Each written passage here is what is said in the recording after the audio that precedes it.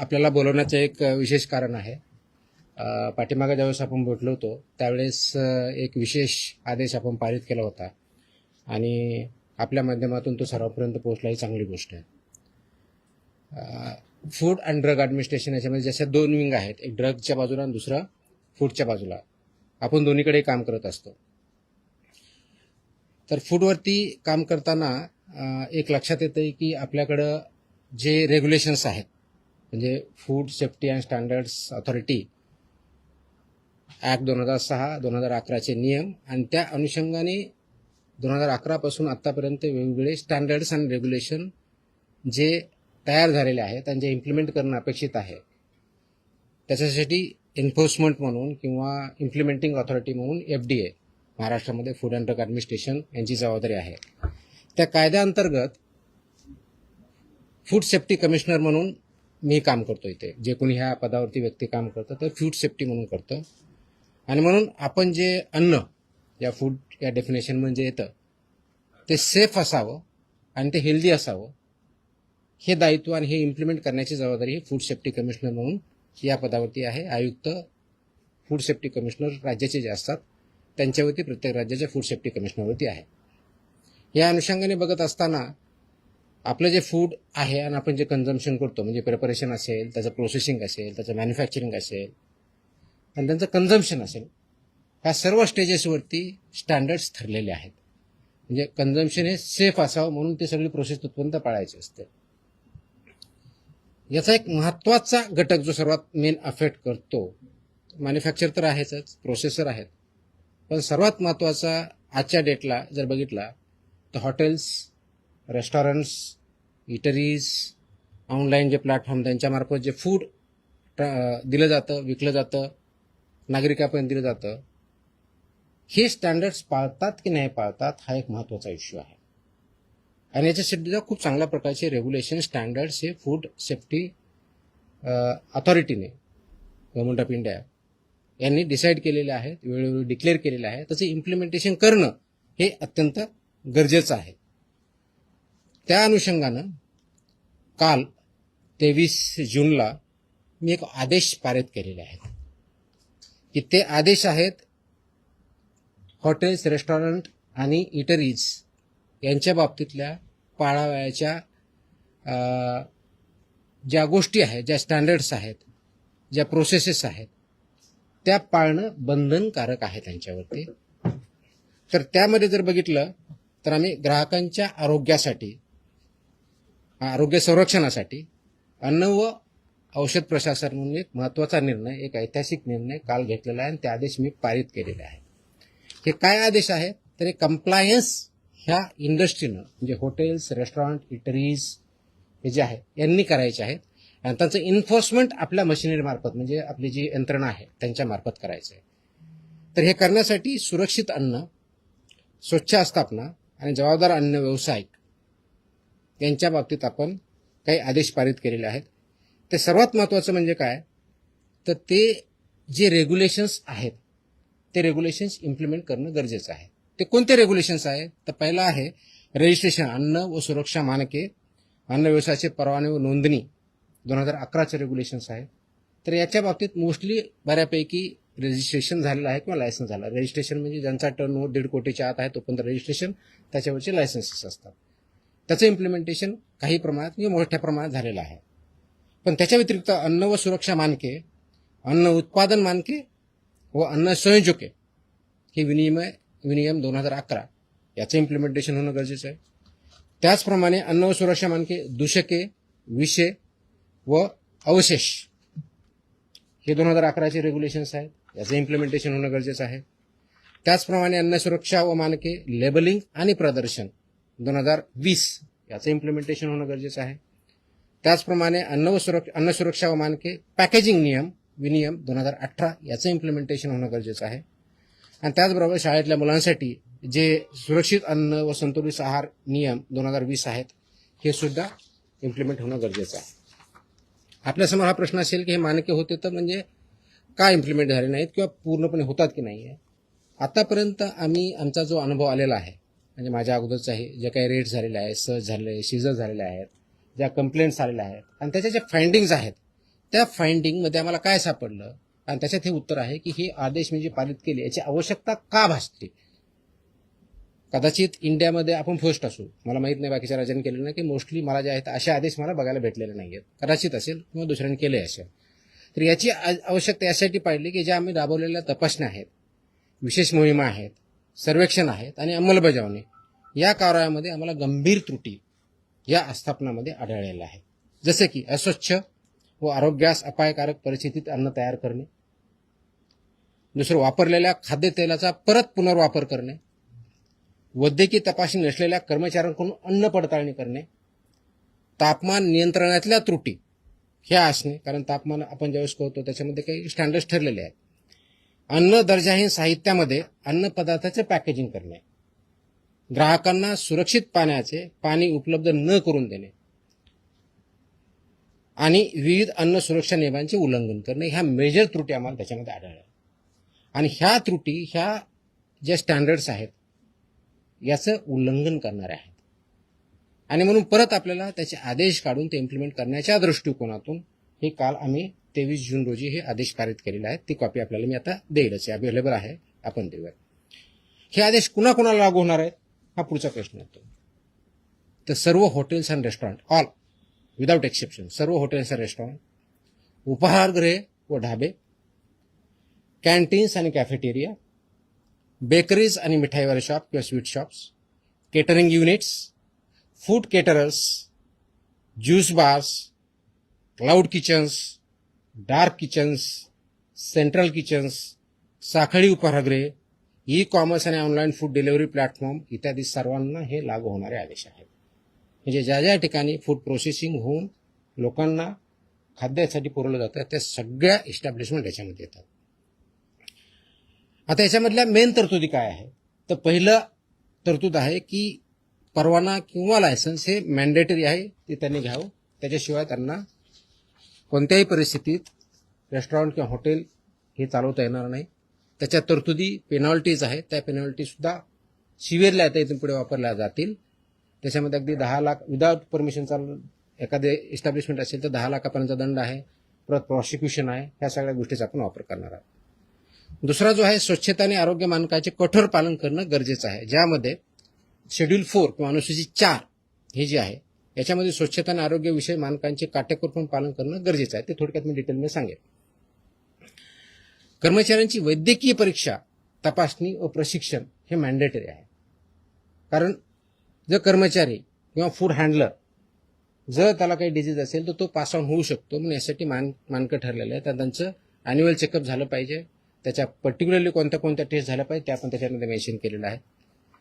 त्याचबरोबर सुरक्षित अन्न हाताळण्यासाठी स्पष्ट मानके जे आहेत त्याच्यामध्ये कच्चे व शिजवलेले अन्न वेगवेगळे ठेवणे, फिफो तत्वाचं फर्स्ट इन फर्स्ट आउटचं प्रिन्सिपल पालन करणे, गरम व थंड अन्नासाठी निर्धारित तापमान राखणे, रंगसंकेतिक कापणी फळांचा वापर करणे, परवानाधारक पुरवठादाराकडून कच्चा माल खरेदी करणे.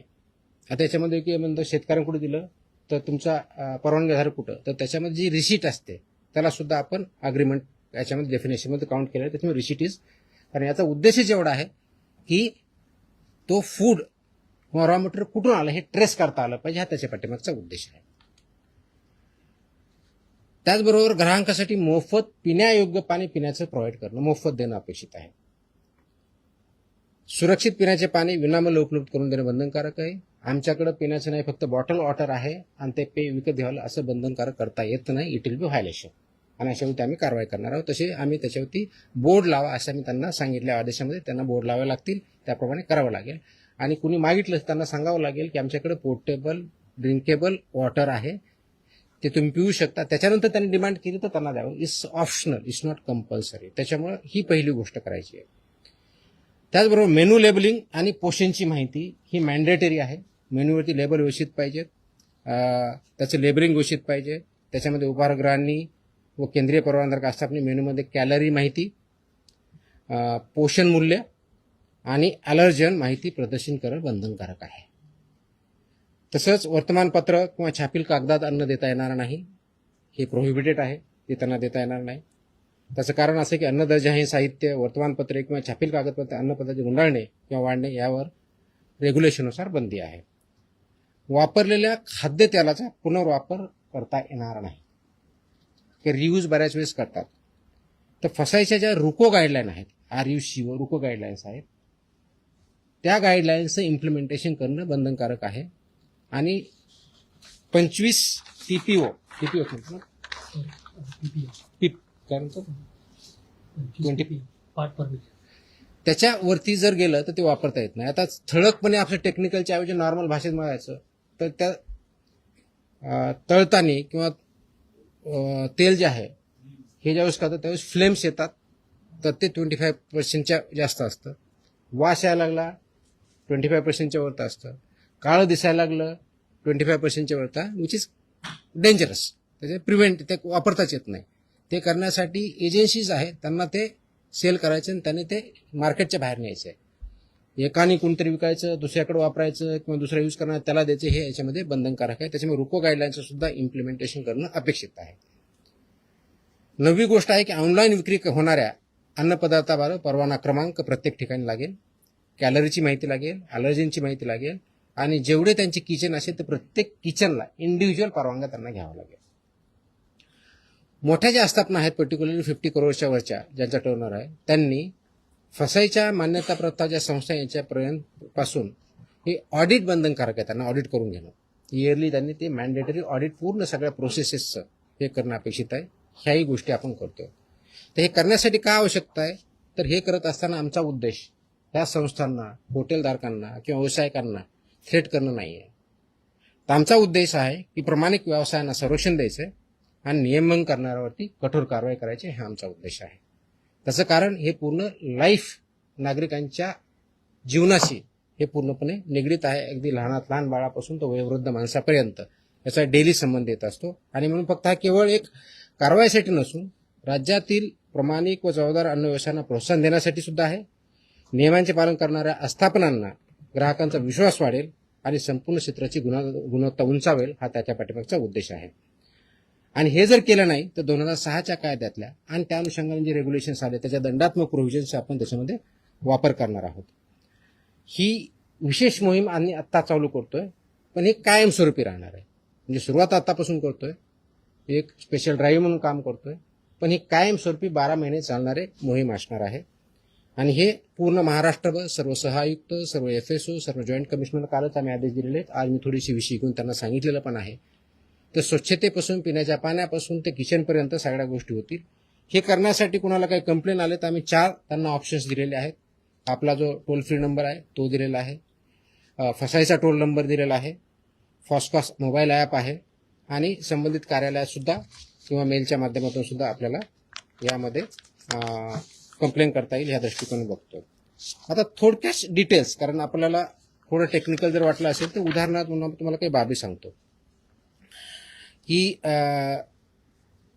अन्न व्यवसाय चालकांची कर्तव्य जबाबदाऱ्या काय काय असाव्या, त्याच्यामध्ये गोष्टी दिलेल्या आहेत. तर त्या बाबतीत बघितलं तर आरोग्यविषयी पद्धतीचे पालन करणे करताना विनियम 2.1.2 आहे. याच्यामध्ये केटरिंग कशी करावी हे पण ठरलेलं आहे. कार्यालयासाठी उत्तम स्वच्छता उत्पादन पद्धती कशी असावी हे पण ठरलेलं आहे. प्रत्येक प्रयोगास लागू अशा तपशीलवार आवश्यकता अशा गाईडलाईन्स आहेत त्या पण ठरलेल्या आहेत. आता जस्ट एक तुम्हाला एक्झाम्पल घेऊन किचन कसं असावं याच्यामधील माहिती देतो. स्वयंपाकघर कसं असावं, सर्व अन्न तयार करण्यात येणाऱ्या ज्या आहेत त्या जागेच्या भिंती व फरशा ह्या टाईल्सच्या पाहिजेत. भिंत आणि फरशी म्हणजे खालची हे दोन्ही लागणार आहे. फक्त तुम्हाला खाली टाईल्स असून चालणार नाही, भिंतीला पण टाईल्स लागतात. त्या वॉशेबल असाव्या लागतात, कारण ते वॉश करता आलं पाहिजे. त्याच्यातून कोणत्याही प्रकारचं मिक्सचर होणार नाही, अडल्चरेशन होणार नाही किंवा पॉयझनस सबस्टन्सेस जाणार नाही, हे अपेक्षित आहे. ते अशोषक म्हणजे नॉन परमिएबल असावं, त्याच्यातून पाणी जाताना नाही हे बघावं लागणार आहे. त्याचबरोबर त्या धुण्यायोग्य असाव्यात हे असणं आहे. हे करताना पुरेशी हवा खेळती पाहिजे तिथं. यांत्रिक वायुविजन व निर्वातन प्रणाली बसवली पाहिजे, ज्याला एक्झॉस्ट आपण असं म्हणूया. त्याचबरोबर एक्झॉस्ट चिमणी असणं अपेक्षित आहे किंवा हुड खाली करावीत असेही अपेक्षित आहे. त्याचबरोबर कच्चा माल म्हणजे रॉ मटेरियल जे आहे ते त्यांनी स्वीकारण्यासाठी वेगळा सेक्शन, त्याचं प्रोसेसिंग किंवा तयारी करण्यासाठी वेगळा सेक्शन, स्वयंपाक तयार करण्यासाठी वेगळा सेक्शन आणि वाढण्यासाठी किंवा सर्व करण्यासाठी वेगळा सेक्शन, असं त्या रेस्टॉरंट किंवा हॉटेलमध्ये मांडणी असणं अपेक्षित आहेत. कच्चे व शिजवलेले अन्न क्षेत्र हे भौतिक श्रेष्ठता वेगळी ठेवावे लागणार आहेत. शाकाहारी व मांसाहारी हे वेगळे ठेवावे लागणार आहेत. आणि त्याचबरोबर त्याला अनुक्रमे शाकाहारी असेल तर हिरवा रंग, मांसाहारी असेल तर लाल रंग असे तुम्हाला फलक तिथे ठेवावे लागणार आहेत. तर ह्या गोष्टी ह्या मॅन्डेटरी आहेत, वेळोवेळी निर्देश दिले त्या दृष्टीनं आहेत. आणि हे काम करत असताना स्वयंपाकगृहात प्रवेशद्वारी पाणी, द्रवसाबण, टॉवेल, ड्रायर अशी व्यवस्था पूर्णपणे असणं अपेक्षित आहे. सो दॅट तिथं ज्यावेळेस कोणता ग्राहक जाईल तर त्याला ह्या गोष्टी अवेलेबल पाहिजेत, जेणेकरून जेवताना किंवा तिथलं फूड कंझ्युम करताना त्याला ती फॅसिलिटी असणं अपेक्षित आहे. त्याचबरोबर पेस्ट कंट्रोल हे मॅन्डेटरी आहे. हे एखादी एजन्सीवर त्यांनी टायअप करायचे आणि ती व्हॅलिड असली पाहिजे, रजिस्टर्ड असली पाहिजे, अशाच एजन्सी ती डिप्लॉय करायच्या. त्यांनी पेस्ट कंट्रोल रेग्युलरली करून घ्यायचं. हे करत असताना कीटकमुक्त परिस्थिती राखण्यासाठी पुरेशा नियतकालिक अंतराने कीटक नियंत्रण म्हणजे पेस्ट कंट्रोलचे जे मेजर्स आहे ते करणं अपेक्षित आहे. त्याचबरोबर अन्न तयारी क्षेत्रात इलेक्ट्रॉनिक फ्लाय ट्रॅप बसवावेत, त्याची साठवण, अन्नाच्या ठिकाणी उंदीर, झुरळे, माशांचा प्रादुर्भाव शून्य असला पाहिजे. ते कोणत्याही परिस्थितीत ऍक्सेप्ट होऊ शकत नाही. It's absolutely not acceptable as per the rules and regulations. तर हे एक उदाहरण म्हणून आहे. याची ऑर्डरमध्ये मी सगळ्या गोष्टी दिल्या ज्या 10च्या आसपास गोष्टी आहेत. हे करण्यापाठीमागचा उद्देश एवढाच आहे, कारण प्रोसेस केलेलं फूड आपण ज्यावेळेस खातो त्याचे इम्पॅक्ट आपल्यावरती होतात. म्हणजे फूड पॉयझनिंग जे एक्स्ट्रीम केस आहे, पण ते दररोज आपल्या हेल्थवरती कॅलरीपासून ते चुकीच्या पद्धतीने हँडल करण्यापासून, स्वच्छतेपासून ते पाण्यापासून ते बसण्याच्या व्यवस्थेपासून तर असणाऱ्या गोष्टी तिथं कोणत्या कोणत्या आहेत ह्या मॅन्डेटरी आहेत. आणि याच्या बाबतीत आपल्याला काही त्रुटी सापडत असेल की जसं की आता तुमच्या याच्यामध्ये सांगितलं की हॉट फूड म्हणतो, गरम जेवण म्हणतो, तर त्याचं टेम्परेचर किती आहे हे पण ठरलेलं आहे. ज्यावेळेस हॉट फूड म्हणतो तर 60 डिग्री सेल्सिअस ते हीट पाहिजे. तुम्ही म्हणलं की कोल्ड तर 4 डिग्री सेल्सिअसचं पाहिजे. तुम्ही म्हणलं फ्रोझन तर -18 डिग्री सेल्सिअसचं पाहिजे. तर ह्या मॅन्डेटरी गाईडलाईन आहेत. त्या इम्प्लिमेंट होतात की नाही होतात ते करण्याच्या दृष्टिकोनातून नागरिकांमध्ये अवेअरनेस यावा, त्या इंडस्ट्रीला आणखी चांगल्या पद्धतीने माहीत व्हावं आणि आमच्या अधिकाऱ्यांनी ते इम्प्लिमेंट करावं. हा तिहेरी पर्पज याच्या पाठीमागचा आहे. आणि या तिहेरीच्या माध्यमातून एकत्रित येऊन हे आपलं आरोग्य नागरिकांचं कसं चांगलं राहील अशा दृष्टीने हे काल आम्ही आदेश इंग्लिश आणि मराठी दोन्हीमध्ये आहेत. दोन्हीच्या कॉपी आपल्याला भेटतील. प्रेस नोट सर्क्युलेट करा ती दिलेलीच आहे.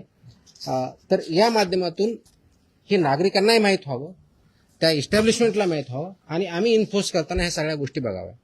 बऱ्याच वेळेस होतं की आमचे अधिकारी ज्यावेळेस जातात त्यावेळेस तिथला सॅम्पल घेतला जातो. सॅम्पलचा रिझल्ट आल्यानंतर आम्ही पुढची बघतो. पण फक्त सॅम्पल घेणं एवढ्यापुरतं मर्यादित राहायचं नाही. हे मी आदेश दिलेले आहेत की तिथे गेल्यानंतर हे जे टोटल 28 रेग्युलेशन त्याच्यापैकी 22 हे वेगवेगळ्या बाबतीत आहेत. जसं याच्या बाबतीत जवळजवळ 9 रेग्युलेशन्स मी सांगितले ह्या इंडस्ट्रीच्या बाबतीत. तर प्रत्येकाला more than 2 to 3 regulations compulsory आहेत, कारण रजिस्ट्रेशन कंपल्सरी आहे, बाकी स्वच्छतेच्या बाबतीतले आहेत. तर हे सगळे जे रेग्युलेशन त्या सगळ्यांचं रेग्युलेशनचं पालन होतंय की नाही, कंप्लायन्स ती इंडस्ट्री किंवा इस्टॅब्लिशमेंट करते की नाही हे बघणं आवश्यक आहे. आणि तशा दृष्टीने इथून पुढे तपासण्या होतील. त्याच प्रकारे सॅम्पल घेणं त्यातला एक भाग राहील. ह्या सगळ्या गोष्टीचा कंप्लायन्स त्यांना करणं कंपल्सरी आहे. आणि हे ज्यावेळेस सॅम्पल लॅबकडे जातात तर लॅब बरोबर देताना आमचा एक फॉर्म असतो, फॉर्म 5, आणि ड्रगचा एक वेगळा फॉर्म आहे. म्हणजे तिथे तर ते फॉर्म 5 पूर्णपणे आतापर्यंत भरला जात नव्हता का इनकम्प्लीट येत होता. आता मी इन्स्ट्रक्शन दिलेलं आहे की फॉर्म 5 हा कंपल्सरी टोटल भरला पाहिजे, म्हणजे त्याच्यात फिलअप केलं पाहिजे जे काय माहिती आहे. त्याचबरोबर एक ॲडिशनल नोट पण त्याच्यात लिहिली पाहिजे की हे जे रेग्युलेशन्स आहेत हे रेग्युलेशन पाळले जातात की नाही, इनकम्प्लीट पाळले जातात का, कम्प्लीट पाळले जातात का, कम्प्लीट व्हायोलेशन केलं जातं, याचे डिटेल्स त्याच्यामध्ये येतील. त्याचं कारण असं आहे की बऱ्याच वेळेस लॅबमध्ये ज्यावेळेस रिपोर्ट जातात तर रिपोर्टमध्ये फक्त इन्ग्रेडियंटच्या आधारे त्याचा रिझल्ट येतो. वास्तविक बघता फक्त तेवढ्या पुरतं मर्यादित नाही. तसं असतं तर टेक्निकल जो तिथला असिस्टंट आहे किंवा सायंटिस्ट आहे यांनी तो रिपोर्ट दिला असता. त्याच्याऐवजी तिथं गव्हर्नमेंट, ज्याला GA म्हणतो, गव्हर्नमेंट अनालिस्ट, हा रिपोर्ट देतो. त्याचा उद्देश असा आहे की एका बाजूला ज्या गाईडलाईन्स आपल्या मॅन्युअल्स त्याच्या बाबतीतच्या लॅबच्या बाबतीतले पण मॅन्युअल्स आहेत, हा टेस्ट रिपोर्ट काय सांगतो आणि तिथली ओव्हरऑल कंडिशन्स आणि व्हायोलेशन्स काय झालेले ह्या दोन्हीच्या गोष्टीचं अनालिसिस करून त्यांनी अनालिटिकल रिपोर्ट देणं अपेक्षित आहे. Just to give an example की एखाद्या डेअरी प्रॉडक्टमध्ये किंवा हॉटेलमध्ये आपण गेला, तुमचा टेस्ट एकदम चांगला, आपण बघतो खूप चांगले टेस्ट आहे, त्याचे रिझल्ट स्टँडर्ड येतात. किचनमध्ये गेलं तर तुम्हाला पूर्णपणे अस्वच्छता दिसते, टाईल्स दिसत नाही. तिथं सेपरेट पाणी म्हणजे भाजी हे करण्यासाठी पोर्टेबल वॉटर नसतं, नॉर्मल कोणतरी वापरलं जातं. तर हे तुमच्या अनसेफ फूडच्या डेफिनेशनमध्ये येतं. म्हणजे जरी तुमच्या प्रॉडक्टची टेस्ट म्हणजे तुमचा रिझल्ट हा जर आला की स्टँडर्ड आहे, पण ह्या जर कंडिशन असेल तर तुम्हाला त्या कंडिशन ह्या अनालिसिसमध्ये कन्सिडर करणं अपेक्षित आहे. आणि म्हणून मी सगळ्या लॅबची पण मीटिंग घेतली आहे. माझ्या अधिकाऱ्याने ते समजून सांगितलेलं आहे की तुमच्या ज्या डेफिनेशनचं अनालिसिस करताना फक्त टेस्ट रिझल्ट पुरतं मर्यादित न राहता हा ज्या फॉर्मच्या कंडिशन हे तुम्हाला कन्सिडर करणं as per the guidelines mandatory आहे, त्या पण कन्सिडर केल्या पाहिजे. आणि जो आमचा सॅम्पल घेतो त्यांनी सुद्धा त्यामध्ये कंडिशन त्या जी काय परिस्थिती आहे तिथली टाकली पाहिजे, जेणेकरून त्याचं अनालिसिस करेक्ट आहे. त्याच्यामुळं जे फूड आहे ते योग्य आहे की अयोग्य आहे, स्टँडर्ड प्रमाणे आहे की नाही आहे, आणि तिथलं कंडिशन फुलफिल होतात की नाही हे बघितलं जाईल. पर्यायानं जो कंझ्युमर आहे त्या कंझ्युमरला ते योग्य ती माहिती भेटेल आणि त्याच्या माध्यमातून त्याची हेल्थ आपण चांगली करू. म्हणून उद्देश आपण जो ठेवलेला आहे की पूर्णपणे नागरिकांचं आरोग्य हे चांगलं राहावं अशा दृष्टिकोनातून आपण ते काम करतोय. आणि म्हणून ह्या मोहिमेला आम्ही नावच दिलेलं आहे की काय म्हणतात त्याला, सुरक्षित अन्न निरोगी महाराष्ट्र किंवा सुरक्षित महाराष्ट्र अशा दृष्टीचं हे मोहीम आहे. ती परमनंट राहणार आहे. आणि माझी ही विनंती आहे, आवाहन आहे या इंडस्ट्रीला की प्लीज फॉलो ह्या सगळ्या ज्या गाईडलाईन्स आहे, स्टँडर्ड्स आहे ते फॉलो करा. याचा कंप्लायन्स केलं तर you don't have anything to fear, but if you don't follow it you have nowhere to hide. अशा दृष्टीचे आदेश पारित झालेले आहेत. मला वाटतं की याचा इम्पॅक्ट डेफिनेटली होईल आणि ते इम्प्लिमेंटेशन करण्याच्या दृष्टिकोनातून FDA अक्रॉस महाराष्ट्र काम करत आहे. थँक्यू.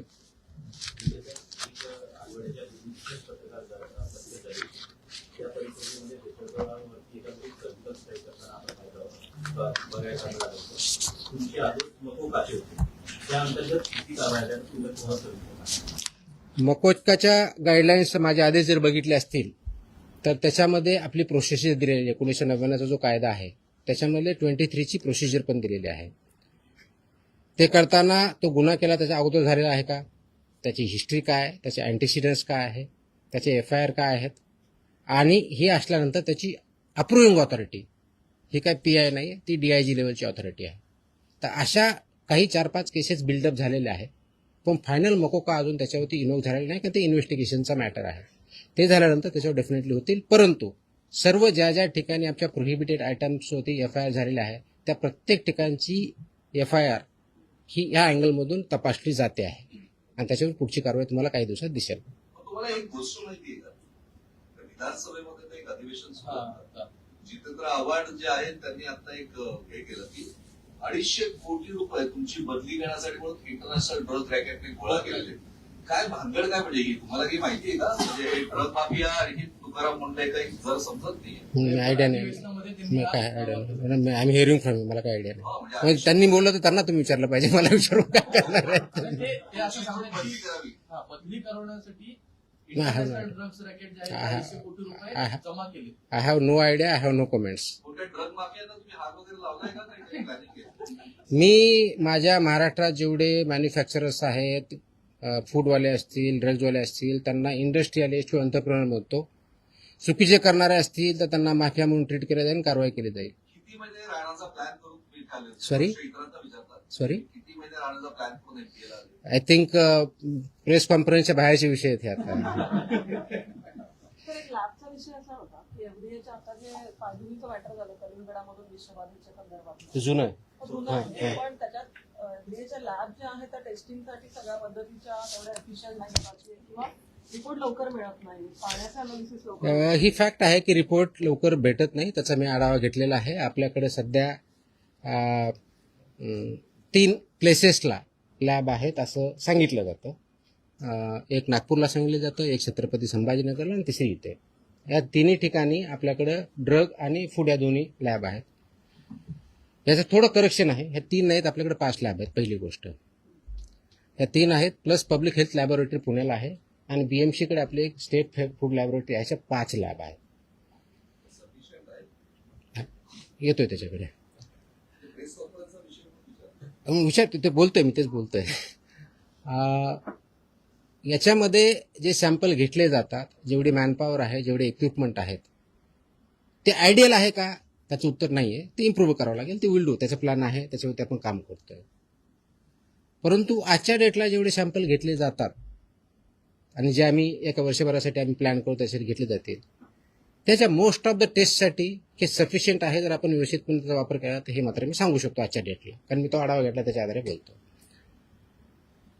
काही मॅनपॉवर 1-2 महिन्यापूर्वी जॉईन झालेली तिथं नवीन, त्याच्यामुळे त्याची कपॅसिटी वाढलेली आहे. कपॅसिटीपेक्षा एफिशियन्सीचा प्रश्न जास्त आलेला आहे आणि ती एफिशियन्सी कशी वाढवायची याच्यावरती आमचं काम चालू आहे. मे मधले रिझल्ट तुम्हाला, जूनमधले रिझल्ट, आता जो महिना आहे, याचे सॅम्पल केलेले टेस्ट हे अगोदरच्या महिन्यापेक्षा बऱ्याच पटीने वाढलेले तुम्हाला दिसतील. क्वालिटीवरती काम चालू आहे, स्पीडवरती चालू आहे, एफिशियन्सीवरती चालू आहे. थोडेसे मॅनेजमेंटचे issue, we are sorting it out. आणि एका वर्षभरामध्ये आणखी चांगलं इक्विपमेंट, ज्याला हाय एंड इक्विपमेंट म्हणतात, HEE, ते इन्स्टॉल करण्याची आमची तयारी आहे. प्लस 4 ठिकाणी पैकी 3 ठिकाणचं बांधकाम पूर्ण झालेलं आहे शिविलवर, तिथं आपल्याला चालू कसं करता येईल हे बघूया. त्याच्यामध्ये यवतमाळचं एक आहे, आय थिंक नाशिकचं दुसरं आहे, तिसरं पुण्याची एक आहे आणि पेन या ठिकाणी कामकाज चालू व्हायचं आहे. त्याच्यामुळे त्याचं काम चालू आहे, पण ते स्पीडअप आपण करतोय. आणि सो दॅट मॉडेल आणि आयडियल लॅब्स कशा राहतील या दृष्टीनं याच्यावरती आपण काम करतोय. विचारायचं होतं, विधानसभेत सुद्धा तुमच्या चर्चा सुरू आहे. नरहरीजीवर म्हणतात की तुमचं काम चांगलं आहे, बदलीचा प्रश्नच नाहीये. सुधीर मुनगंटीवार म्हणाले की तुमच्या नावातला जो टी आहे त्याचा अर्थ टायगर आहे. आणि अर्जुन खोतकर असं म्हणाले की तुमच्या जीवाला काहीतरी धोका आहे, तर तुम्हाला संरक्षण द्यावेची त्यांची मागणी. तुमचं काही बोलणं झालं सरकारशी? पटलावर या सर्व गोष्टी तुमच्या संदर्भातले? नाही, माझं याच्याबद्दल कुणाशीही काही बोलणं झालं, मी तुमच्याकडूनच ऐकतोय. पण संरक्षणाची गरज तुम्हाला आहे की नाही याची काही तुम्ही मागणी केली? मी नाही अशी मागणी केली. का बरं तुमच्यावर नाही का अधिवेशन सध्या? आता हे मी कसं उत्तर देऊ त्याचं? अधिवेशनात काय बोलावं हा त्यांचा प्रिरॉगेटिव्ह आहे, त्याचं मी कसं बोलणार? तुम्ही जे बोलतायत त्यांना विचारा, मला विचारून काय ते उत्तर भेटेल? नाही, माझी काही चर्चा नाही. नाही, फक्त याच्या बाबतीत आपण जे थ्रेटच्या बाबतीत कदाचित मला आज हे कळलं की कुणीतरी एक फेसबुकवरती व्हिडिओ आहे, काहीतरी त्यांनी शिव्या दिल्यात वगैरे वगैरे काही केलं, त्यांना पोलिसांनी कारवाई पण केली आहे माझ्यामध्ये. तसंच आय थिंक औरंगाबादला छत्रपती संभाजीनगर जिल्ह्यामध्ये आपल्या पथकावरती अटॅक करण्याचाही प्रयत्न केला, तर त्याच्यावरती सुद्धा अरेस्ट इमिजिएटली झाली. मी स्वतः DGPशी बोललो होतो, DGPनी तिथल्या CPना सांगून इमिजिएटली कारवाई पण केली. हे इन्फोर्समेंट आहे. इन्फोर्समेंट ज्यावेळेस येतं, कुणी इलिगल ज्यावेळेस काम करतं, तर everybody has to abide by rule of law. माझं म्हणणं कायद्याचं राज्य आहे, कायद्याच्या राज्याप्रमाणे चाललं पाहिजे सर्वांनी. मला सर्वांना कायदा लागू होतो. याच्यात कुणी जर त्याच्यात पळवाटा काढण्याचा प्रयत्न करत असेल, माझ्या ज्युरिडिक्शन किंवा माझ्या अधिकाराला कुणी थ्रेट करत असेल, तर law will take its course, will not spare anybody. हे मात्र मी 100% सांगू शकतो. हे मात्र 100% आहे. तर त्याच्यावरती कोणत्या पद्धतीचं कॉम्प्रोमाइज केलं जाणार नाही. आणि म्हणून बघितलंच आहे, मोकोकासारखा सुद्धा कायदा आपण इन्व्होक का केला, तर जर एखादा आयटम 2012ला प्रोहिबिट झाला आणि तो जर भेटत असेल तर it's in a way not correct. आणि ते करण्याच्या दृष्टिकोनातून आहे. आज जशी ही जी आज ऑर्डर काल काढले, अशा पुढच्या दृष्टिकोनातून बऱ्याच अजून ऑर्डर यायच्या आहेत. त्याच्यावरती काम चालू आहे आणि त्या प्रत्येक सेक्टर वाईज येतील आणि त्याचा इम्पॅक्ट सोसायटीवरती ॲट लार्ज होणार आहे. आणि ते करण्याच्या दृष्टीनंच आम्ही काम करतोय, होलिस्टिक दृष्टिकोन करतोय. कोणी वाईट किंवा चांगल्या दृष्टिकोन, ही इंडस्ट्री आहे, एंटरप्राइज आहे, GDP ग्रोथ होणं गरजेचं आहे, त्याचे त्यांचं कॉन्ट्रीब्युशन आहे, पण ते as per the rules and regulation झालं पाहिजे, कायद्यानुसार झालं पाहिजे. कायद्याचं व्हायोलेशन करून कुणी पैसे कमवण्याचा प्रयत्न करत असेल, कुणी थ्रेटन करून किंवा ब्लॅकमेल करण्याचा प्रयत्न असेल, तर they will not be spare. This much I can say. एक पुढचाच प्रश्न होता. मुंबईची जर कल्चर आपण पाहिलं तर काही वर्षांपूर्वी, 15-1 वर्षांपूर्वी स्टेपल फूड वडापाव, गेल्या काही 10 वर्षांमध्ये ते बदलून तुम्हाला एव्हरी कुठेही गेला तरी तुम्हाला इडली वडा हा मिळतो. आणि त्याचा मेन सोर्स जो आहे तो धारावीतून येतो. आणि ते धारावीतून काही फॅक्टरीज असतात, ते घरगुती असतात आणि ते कलेक्टिव्ह होऊन मुंबईत वाटली जातात. ते तुम्ही कसं काय फिगर आउट? सगळ्याच ठिकाणी मी जर सांगितलं की 1.5 कोटीच्या खालची जी असे रजिस्ट्रेशन आपण देतो, त्याच्या गाईडलाईन्स माझ्या ज्या ऑर्डरमध्ये बघितलं, शेड्यूल आम्ही लावलेलं की त्यांनी काय काय करणं अपेक्षित आहे. जिथं गायडन्स पाहिजे आम्ही गायडन्स पण करायला तयार आहेत. आमचे अधिकारी जाऊन गायडन्स करतील, ट्रेनिंग देतील, हे इम्प्लिमेंटेशन करायचे यासाठी आहे की हा प्रश्न फक्त एका युनिटचा किंवा एका माणसाचा किंवा एका हॉटेलचा किंवा एका रेस्टॉरंटचा नाही आहे. हा पूर्ण 13 कोटी जनता जी आहे त्या सगळ्यांचा प्रश्न आहे. आणि हे डिपेंडंट ऑन इच अदर आहेत. म्हणजे आपल्याला हॉटेल पण पाहिजे, इटरीज पण पाहिजेत आणि कंझ्युमर पण पाहिजेत. पण हे सगळं करताना जे स्टँडर्ड्स आहेत, मानके आहेत, त्यानुसार चाललं पाहिजे. ते बऱ्याच लोकांना माहीत पण नाही. आता ते माहीत होण्याचा उद्देश की ठीक आहे, कायदा आहे, रेग्युलेशन्स आहेत, आपल्या काय वेबसाईटवरती अवेलेबल आहेत, पण तेच लोकांपर्यंत पोहोचण्याचा एक उद्देश. आणि जे याच्यामध्ये बिझनेस आहेत, एब्यूज ज्याला म्हणतो आपण, फूड बिझनेस ऑपरेटर्स, त्यांना सुद्धा माहिती इंग्लिश आणि मराठी, म्हणून ती ऑर्डर कॉम्प्रिहेन्सिव्ह दृष्ट्या मी काढली. आणि नाही केलं तर त्याचे कंप्लायन्सची पेनॉल्टीज तुम्हाला जस्ट आपल्या माहितीसाठी म्हणून एक थोडक्यात तो मला एक सांगायचं होता पण विसरून गेला. तर याच्यामध्ये जर बघितलं तर एक आहे की दंड, खटला व शिक्षा हे एक प्रोव्हिजन याच्या पानावरती दिलेलं आहे. त्याच्यामध्ये काय आहे, फॉर एक्झाम्पल असुरक्षित अन्न जर असेल, आरोग्यास हानिकारक जे ठरलेलं, तर मृत्यू झाला तर 7 वर्षापेक्षा कमी नाही व आजन्म कारावासापर्यंत एवढी सजा त्याच्यामध्ये आहे. आणि 10 लाख रुपये दंड. हे अनसेफ फूड. आता अनसेफ फूडची डेफिनेशन मी आता थोडक्यात तुम्हाला सांगितली. अस्वच्छता आली तर अनसेफ फूड येऊ शकतं. दुसरं, गंभीर दुखापत झाली, इंजरी झाली, तर 6 वर्षापर्यंत कारावास आणि 5 लाखापर्यंतचा दंड आहे. गंभीर नसलेली दुखापत झाल्यास 1 वर्षापर्यंतचा कारावास आणि 3 लाखपर्यंतचा दंड आहे. दुखापत न झाल्यास 3 महिन्यापर्यंतचा कारावास व 3 लाख रुपयापर्यंतचा दंड आहे. त्याचबरोबर आता जो एक मुद्दा आला आहे की अधिकाऱ्यांचं काय, तर अन्न सुरक्षा अधिकाऱ्यास, ज्याला FSO म्हणतो, जो बेसिक ऑथॉरिटी आहे, अडथळा अथवा त्याची तोतयागिरी कुणी केली तर त्याला 3 महिन्यापर्यंतचा कारावास आणि 1 लाख रुपयापर्यंतचा दंड, हे त्याच्यामधलं प्रोव्हिजन आहे. हे तर मला कारावासाच्या बाबतीत सांगितले. फक्त दंडनीय अपराधाच्या बाबतीत काय, दिशाभूल करणारी जाहिरात, आता खोटा दावा 10 लाखापर्यंत दंड. वैध परवानाशिवाय व्यवसाय करणे 10 लाखापर्यंत, विदाऊट लायसन्स 10 लाख रुपयाचा दंड. अवमानक म्हणजे सबस्टँडर्ड अन्न उत्पादन, साठवण, विक्री अथवा सेवा 5 लाख रुपयाचा दंड. चुकीचे नामकरण असलेले, ज्याला मिसलेबलिंग म्हणतो, ते 3 लाख रुपयापर्यंत दंड. प्राधिकृत अधिकाऱ्यांच्या निर्देशांचे पालन न करणे 2 लाखापर्यंतचा दंड. अन्नाची अस्वच्छ अथवा अनारोग्यकारक प्रक्रिया व तयारी 1 लाखापर्यंतचा दंड. आता हे कायद्यात आहे, रेग्युलेशन्समध्ये आहे. कदाचित इम्प्लिमेंटेशन एवढे स्ट्रिक्टली झाले नसतील, बट इथून पुढे 100% होतील. आणि त्याचा परिणाम आपल्या ह्या इंडस्ट्रीवरती, हेल्थवरती अल्टिमेटली होईल. जे आपल्याला आपण जे कॅम्पेन घेतलेलं आहे की safe food, safe drug, safe Maharashtra, तर सेफ फूडच्या पार्टमधला हा एक पार्ट आहे. त्या दृष्टिकोनातून आपण काम हा करतो. मी स्पेसिफिकली विचारला यासाठी कारण की फक्त धारावी हे आपण रजिस्टर्ड आस्थापनांबद्दल बोलतोय. धारावी असेल किंवा मुंबईत ठिकठिकाणी जर आपण पाहिलं तर स्लम पण नाही, आपण कुठे गेलो तरी रस्त्यावरती स्टॉल लावतात, पण ते जे अन्न शिजवतात ते त्यांच्या घरी शिजवतात आणि ते काय रजिस्टर्ड असतं तसं नाही, पण त्यांच्यावरती पण ते पण रडारवरती असणार. ऑफकोर्स सगळेच मी सांगितलं, सगळ्या आस्थापना याच्यामध्ये काम करतात, त्या सगळ्या आल्या. मग ते जर घरी बनवत असेल तर घरची स्वच्छता व्यवस्थित पाहिजे आणि तिथं जे विकतात तिथे पण ते व्यवस्थितपणे पाहिजे. तर हे स्टँडर्ड त्यांना पाळावं लागतील. त्यांना अवेअरनेस पाहिजे, तर अवेअरनेस रजिस्ट्रेशन म्हणजे 1.5 कोटीपर्यंत रजिस्ट्रेशन असतं. 1.5 कोटीच्या वरती टर्नओव्हर असलेलं लायसन्स असतं, मॅन्डेटरी. लायसन नसेल तर मग कारवाई. हो ना. सुरुवात झाली. आपल्याकडे जवळजवळ 11.5 लाख लायसन्स होल्डर किंवा रजिस्टर्ड आहेत महाराष्ट्रात. म्हणजे टोटल याच्यामधले, त्याच्यामधले फूड याच्यामध्ये 4-4.5 लाखाच्या आसपास आहेत. म्हणजे it's not a small number, it's a biggest number in India. बरोबर ना. जवळजवळ 4-4.5 लाख आपल्या फूड बिझनेस ऑपरेटर जे फूड सेक्टरमध्ये काम करतात तेवढेच आहे. त्याचा स्मॉल नंबर नाही आपल्याकडे आणि तो वाढतोय. म्हणजे 31 मार्चला आम्ही आकडा बघितला तर अराउंड 11,30,000 होता, आता 11,61,000च्या आसपास गेलेला आहे. Yes please. पावसाला सुरुवात झाली. अनेक मुंबईसारख्या ठिकाणी खाऊ गल्ल्या आहेत ज्या अस्वच्छ असतात. दुर्गंधीयुक्त ठिकाणी बऱ्याचदा खाद्यपदार्थ विक्री केले आहेत, त्यांच्या नोंदणी देखील नसतात. अशा खाऊ गल्ल्यांवरती कसं नियंत्रण मिळतं? आता जे सांगितलं त्याचे सगळे रेग्युलेशन इम्प्लिमेंट करायचे. आपण स्पेशल दरवर्षी आपण पावसाळ्याच्या अगोदरची मोहीम घ्यायचो, पण ते थोडंफार असायचं. तर ह्याच्यामुळे मी कॉम्प्रिहेन्सिव्ह आदेश परमनंटली काढलेले आहेत. हे आपण करणारच आहोत.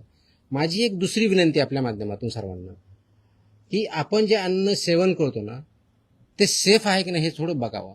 आपल्याला फक्त रस्त्याने जाताना फक्त कन्व्हिनियन्ससाठी गाडीतून उतरलं की काहीतरी गडबड आहे मग खातो ना, त्याचे परिणाम खूप बेकार होतात. तो सेफ आहे की नाही पहिलं तर बघा. ते रेस्टॉरंट वगैरे रजिस्टर्ड आहे की नाही, त्याच्यावरती मॅन्डेटरी आहे. समोर दरवाजाला त्यांनी रजिस्ट्रेशनचं सर्टिफिकेट लावणं मॅन्डेटरी आहे. नसेल तर ते आम्हाला कळवा, आम्ही तशी कारवाई करू.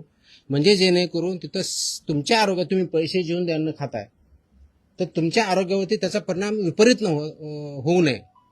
तो चांगल्या दृष्टीने व्हावा हे जर करायचे थोडी काळजी घेतली पाहिजे. तर स्ट्रीट फूड जरी असलं तरी ते व्यवस्थित आहे की नाही हे सुद्धा आपण पाहणं बंधनकारक आहे. त्याच्यामुळं सेलर जसे आहेत तसे कंझ्युमर आहेत. जे डिमांड आहे तसे सप्लाय आहे. तर सप्लायर जरी असले आणि डिमांड नसेल तर ऑटोमॅटिकली ते बंद होईल. तर डिमांड करणाऱ्याने सुद्धा त्यांचा अवेअरनेस वाढावा, त्यांनी सुद्धा काम करावं, ॲज अ कंझ्युमर सुद्धा आपण बघावं.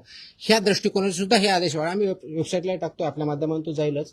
तर हे वाचले तर बऱ्याच गोष्टी क्लिअर होतील की यांच्याकडे काय पाहिजे. त्या तोही याच्या माध्यमाचा एक उद्देश आहे की जेणेकरून ॲज अ कंझ्युमर म्हणून आपण त्या गोष्टी पाळल्या पाहिजे. मुंबई आणि उपनगरामध्ये सॉरी मुंबई आणि उपनगरामधल्या रस्त्यांमध्ये जी छोटी हॉटेल्स आहेत, म्हणजे व्हेज असेल, रेस्टॉरंट असतील, बार असतील, त्या सगळ्या ठिकाणी तशी दुर्गतीच आहे आणि तिथे कायद्याची व्यवस्था नसते किंवा आपले डोळे तर ह्या सगळ्यांना तुम्ही आयडेंटिफाय कसे करता? आपले सर्वे असतात, सर्वेलन्स आपण घेत असतो. म्हणजे आपले अधिकारी वेगळे जातात, आपल्याकडे एक तर माहिती कंप्लेंटचा मार्फत एक होते, दुसरं आपण स्वतः सर्वेलन्स घेतो आणि तिसरं आपण एन्फोर्समेंट असे तिन्ही कॅटेगरीतून आपण बघतो. आपल्याला अशी काही माहिती असेल सांगा, आम्ही व्हेरीफाय करू, कारवाई करू. टॉयलेट बाथरूम संदर्भात काय काय आहे त्याच्यात आहेत ते सगळे आहेत सगळ्या गोष्टी आहेत कंप्लेंट.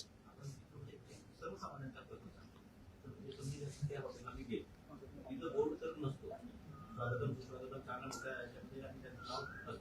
पण सर्वसामान्यांना प्रश्न हाच पडतो, मी लगेच तक्रार करतो, पण त्याच्यावरती कारवाई कशी होते, काय होते काय कळत नाही. कारवाई कुठं करायची सर्वात मोठा प्रश्न. तक्रार कुठं करायची आताच मी सांगितलं, नंबर म्हणा किंवा इथं. हा आता परत सांगतो मी. घेऊन असं आहे की दादा ईस्ट मध्ये एवढे छोटे ऑफिस आहेत, तिकडे अत्यंत व्यवस्था जी आहे ती वाईट आहे.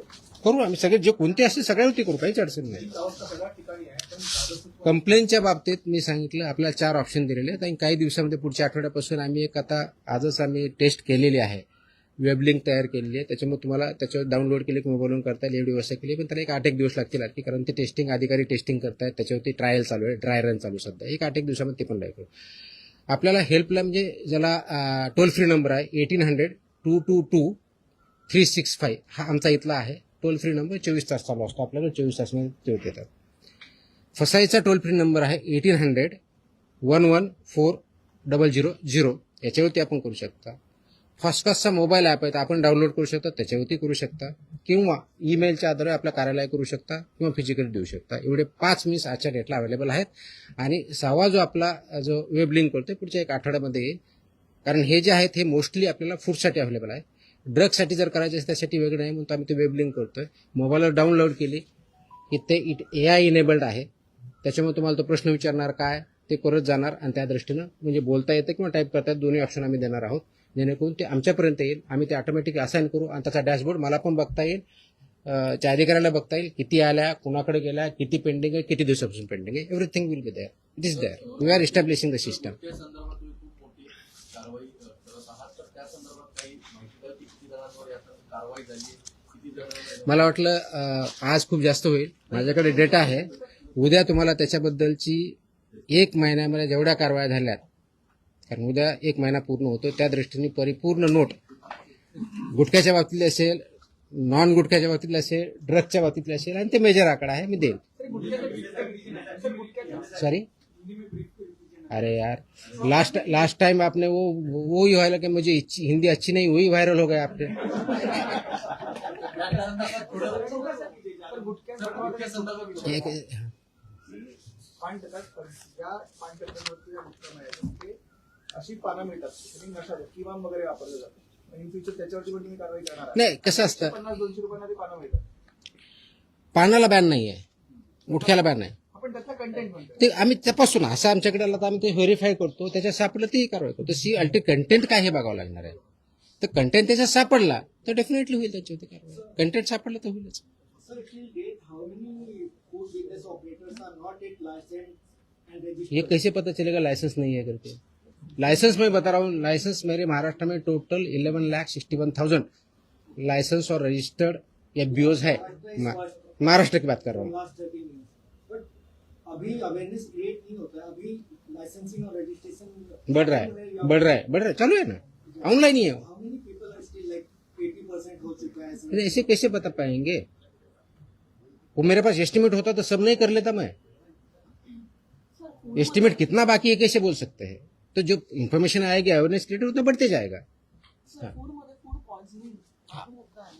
खिचडीमध्ये असेल किंवा हॉटेलमध्ये असेल, हा आता खूप क्रुशियल आहे. आणि Yes. वरचेवर होतो. म्हणजे Yes. लोकांना 2-1 दिवस पोटात दुखतं, मग लोकांना वाटतं की आपण बरे झालो, पण खूप सिरियस कंडिशन आहे. येस. तर त्याच्या ज्या टेस्टिंगची जी मेथॉडॉलॉजी आहे, तर त्या पद्धतीने आपण फूड पॉइझनिंग अशी काही टेस्टिंग नसेल. शेवटी फूड टेस्ट करायचं असतं आणि ते वेगळे टेस्ट असतात. त्या टेस्ट आपल्याकडे अवेलेबल असायला पाहिजेत. ते आपण करतो. हा food poisoning is basically unsafe food असेल तर मोस्टली फूड पॉइझनिंग. पॉइझनिंगच्या संदर्भामध्ये टेस्टिंग करण्याची लागेल. नाही पॉइझनिंगचं टेस्टिंग नसतं, ते फूडचं टेस्टिंग असतं. फूड मधल्या पद्धतीने ते असतं, आपण टेस्ट करतो ना, आपण टेस्ट करतो, फूडच टेस्ट करतो असतो. त्याचे जे काही इन्ग्रेडियंट त्याप्रमाणे आहेत, स्टँडर्ड प्रमाणे आहेत नाही हेच बघत असतो. पण त्यासाठी आम्ही एक प्रणाली विकसित करतो. आजच्या डेटला ती खूप कॉम्प्रिहेन्सिव्ह नाही आहे की फूड पॉइझनिंगच्या केसेस त्याची रिपोर्टिंग मेकॅनिझम कशी असावी, कितक्या वेळात काय करावं, याचा मी एसओपी तयार करतोय. ते पुढच्या दिवसात काही होईल. ह्याला पण म्हणजे असू शकतं ना, की वरून कोणी काही घातलंय का नॅचरली कंटामिनेटेड आहे. तर ते टेस्टचा पार्ट आहे, टेस्ट रिझल्टचा पार्ट येतो तो. जे लोक आतापर्यंत नोंदणी केलेली आहे त्यांना काय आव्हान? ज्यांनी नोंदणी केलेली नाही त्यांना एकतर बिझनेस बंद करावा लागेल किंवा नोंदणी करून काम करावं लागेल. तर माझी विनंती आहे की जे याच्यामध्ये काम करतायत तर त्यांनी एक तर नोंदणी करून घ्यावी आणि आपला बिझनेस जे काही स्टँडर्ड्स आहेत त्याप्रमाणे चालवावा किंवा आपला धंदा बंद करावा. अन्यथा 10 लाखापासून 10 लाखापर्यंत पेनल्टी आहे, त्याची आम्ही प्रोव्हिजन वापरायला सुरुवात करतोय. आता तुमचे खूप जास्त प्रश्न होत आहेत. तुम्ही 1 महिना झाला म्हणतात जवळपास तुमची होत. तुम्हाला काय वाटतं पहिले जे आयुक्त वगैरे आले होते काही सुटी राहत होते काय करायचे आणि तुम्ही आल्याच्यानंतर जे FDA एवढं अनालिटिकल स्किल माझ्याकडे नाही, ते तुमच्याकडे आहे. तुम्ही विचारा आणि तुम्ही त्याची उत्तर द्या. आप यहाँ पे कोई पूछ रहे थे. हाँ मी एकटाच हिंदी हाँ हम सब जब एफडीए में काम करते हैं तो फूड और ड्रग सेक्टर में काम करते हैं. एफडीए ये रेगुलेटर है और उसमें फूड का हर आदमी का कांटेक्ट आता है बचपन से लेके बुढ़ापे तक. और फूड का सबसे ज़्यादा आजकल जो कांटेक्ट आता है जो हम खाते हैं वो होटल रेस्टोरेंट ये सब में आता है. इसके लिए रेगुलेशंस है, स्टैंडर्ड्स है, वो इम्प्लीमेंटेशन होने चाहिए. वो छोटा सा रेस्टोरेंट हो या स्टार होटल हो, ये सब के लिए स्टैंडर्ड 2011 से अब तक आए हुए हैं. 2020 2026 के भी कुछ आए हैं कि जैसे कि आपके जो इंस्ट्रूमेंट सब्जी काटने वाले कौन से होने चाहिए, स्टेनलेस स्टील का क्या चाहिए, ये सब इसमें पैकेजिंग का मटेरियल चाहिए, फूड ग्रेड वाला चाहिए, नॉन फूड ग्रेड वाला चाहिए, ये सब डिसाइडेड है. लेकिन हमने जो महाराष्ट्र में पाया है कि जो हम सर्वेलेंस करते हैं, इन्फोर्समेंट एक्टिविटी लेते हैं, जो कंप्लेन आते हैं वो हम चेक करते हैं, तो उसमें काफ़ी हद तक ये वायलेशन पाए गए हैं कि जो फूड स्टैंडर्ड्स है अलग अलग उसका पालन नहीं किया जाता है. वो जो फूड स्टैंडर्ड्स है वो सेफ्टी के हिसाब से हो, सैनिटेशन के हिसाब से हो, वहाँ के फूड हैंडलर्स हो, वाटर बॉटल की मतलब पानी फ्री में जो पोर्टेबल देना चाहिए वो हो, या लाइसेंस नहीं है या लाइसेंस वहाँ दिखाया नहीं जाता ये हो, ये सब के जो रेगुलेशंस हो इम्प्लीमेंटेशन करना जरूरी है. इसलिए 23 जून को कल मैंने as a food safety commissioner Maharashtra बोल के कुछ आदेश पारित किए हैं. ये that is regarding hotels restaurants and eateries. इन्होंने जो स्टैंडर्ड्स इम्प्लीमेंट करना है उसके हिसाब से हमने किए हैं. ये जो कंप्लाई नहीं करेगा उनके ऊपर सख्त कार्रवाई ये फसाई के जो रेगुलेशंस है और उसके अंदर जो स्टैंडर्ड्स है उसके हिसाब से की जाएगी. जैसे फॉर एग्जांपल अगर कोई अनरजिस्टर्ड या अनलाइसेंस भी वो काम कर रहा है तो उसको 10 लाख तक की पेनल्टी है. अनसेफ फूड अगर कोई बना रहा है, प्रोसेस कर रहा है या सेल कर रहा है तो उनको लाइफ इम्प्रिजनमेंट तक और 10 लाख तक पेनल्टी हो सकती है. इसका इम्प्लीमेंटेशन इसके आगे बहुत सख्त तरीके से होगा. ये मेरी विनंती है, मेरा एक आह्वान है कि जो इंडस्ट्री इसमें है सबने इसका कंप्लायंस करना चाहिए. और मेरे ऑफिसर को मैंने सख्त ताकीद दी है कि ये सब इम्प्लीमेंटेशन कंप्लीट होगा, कॉम्प्रिहेंसिव होगा. अब तक जाके सिर्फ सैंपल लेके जो आते थे उतना नहीं होगा.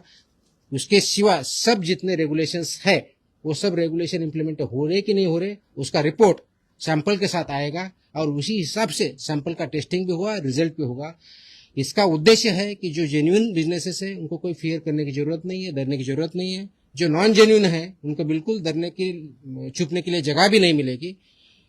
इसका अंतिम उद्देश्य है कि जो ह्यूमंस है, ये सिटीजन्स है महाराष्ट्र के और बाहर से जो यहाँ आते हैं वो जो फूड खाते हैं वो फूड पूरा तरीके से सेफ हो, सिक्योर हो, जिसकी वजह से आपकी हेल्थ अच्छी रहे, इम्प्रूव हो, ना कि उसके वजह से आपको फूड पॉइजनिंग या आप उसके वजह से आपको पता नहीं, इसकी वजह से उसका आपका एडवर्स इम्पैक्ट हो। इसीलिए ये आदेश जारी किए हैं, इसका इम्प्लीमेंटेशन चालू हो चुका है। ई कॉमर्स वाले हैं जो सब ई कॉमर्स भी आया, प्लेटफॉर्म भी आया, डार्क किचन भी आया, चेन वाले भी आए, सब इसमें आए हैं। आपको जो ऑर्डर है उसमें लिखा है। अब तक कितने सर्टिफिकेट दिए गए मतलब उसको लेकर महाराष्ट्र गवर्नमेंट? अब तक एफबीओ के टोटल लगभग 11,60,000 के आसपास लाइसेंस रजिस्टर्ड एफबीओज है।